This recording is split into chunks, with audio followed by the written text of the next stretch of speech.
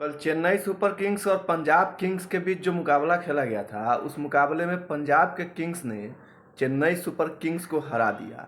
और हराया ही नहीं, उनके प्लेऑफ में जाने का जो उम्मीद था, उसके उम्मीदों पे पानी फेर दिया।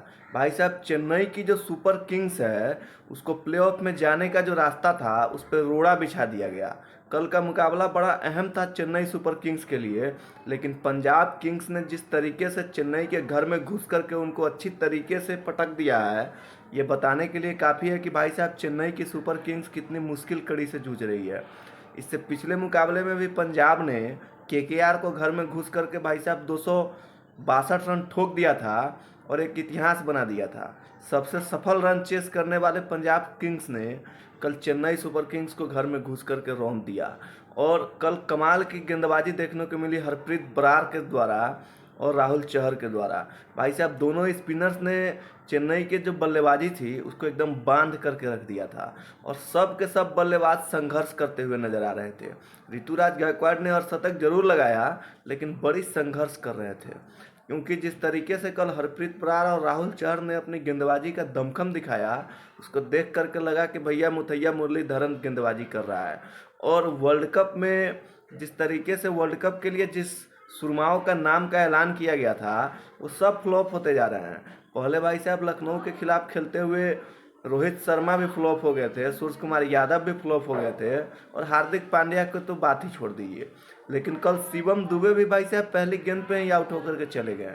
शिवम दुबे जो लंबे लंबे हिटिंग पावर के लिए जाने जाते हैं, उन्होंने भी कल पहले ही गेंद पे गोल्डन डक का शिकार हो गए। हालांकि गेंदबाजी में अपने पहले ओवर के दूसरी गेंद पे एक विकेट जरूर लिया, लेकिन वो पहली बॉल पे आउट होकर के चले गए। वहीं रविंद्र जडेजा की बात की जाए तो वो भी कुछ कर नहीं पाया, न बल्ले से चल पाए, न गेंदबाजी में कोई विकेट ले पाए।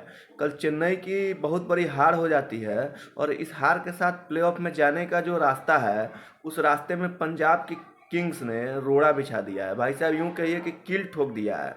और देखना ये होगा कि आने वाले जो मुकाबले हैं चेन्नई का, अभी 4 मुकाबले खेले जाने हैं, जिसमें पहला मुकाबला राजस्थान से खेला जाएगा, जो कि टॉप क्लास की टीम है, नंबर 1 पायदान पे लगभग क्वालिफाई कर चुकी है।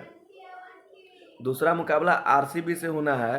तीसरा मुकाबला खुद पंजाब से खेला जाना है, और चौथा मुकाबला गुजरात के साथ है। अगर इस 4 मुकाबले में लगातार 3 मुकाबले अगर चेन्नई की टीम जीत जाती है, तो शायद उनको प्लेऑफ में जाने का रास्ता क्लियर हो जाएगा। लेकिन 3 मुकाबले जीतना उतना आसान नहीं है, क्योंकि आरसीबी को तो आपको पता ही है कि कब कौन सा किस मूड में आ जाए आरसीबी की टीम, किसी को कोई पता नहीं है। लेकिन जिस तरीके से कल चेन्नई की हार हुई है, ये बड़ा शर्मनाक है। और एमएस धोनी कल पहली बार इस आईपीएल में आउट होकर के डगआउट में चले गए, ये भी एक अपने आप में कमाल है। लेकिन चेन्नई के प्लेऑफ में जाने का जो उम्मीद था, उस पर कल पंजाब किंग्स ने पानी फेर दिया। और आने वाले 4 मुकाबले चेन्नई के बचे हुए हैं। 4 में से अगर 3 मुकाबले जीत लेती है चेन्नई सुपर किंग्स, तो शायद उनको प्लेऑफ में जाने का जो उम्मीद है वो जिंदा रहेगा। अब देखना होगा क्या कुछ हो पाता है। लेकिन फिलहाल पंजाब की जो, मतलब क्या कह सकते हैं, पहले के मुकाबले हारी थी, और जब पावर में आती है पंजाब की किंग्स, तो भैया बड़े बड़े लक्ष्य को पीछा कर देती है। जैसा कि केकेआर के सामने देखा ही था, और कल चेन्नई के घर में घुस करके उनको बुरी तरीके से हरा दिया।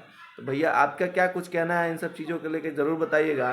क्या चेन्नई सुपर किंग्स प्लेऑफ में जा पाएगी, या पंजाब भाई साहब बड़ों बड़ों को हम तो डूबेंगे ही सनम, तुमको भी ले डूबेंगे? ज़रूर बताइएगा। धन्यवाद।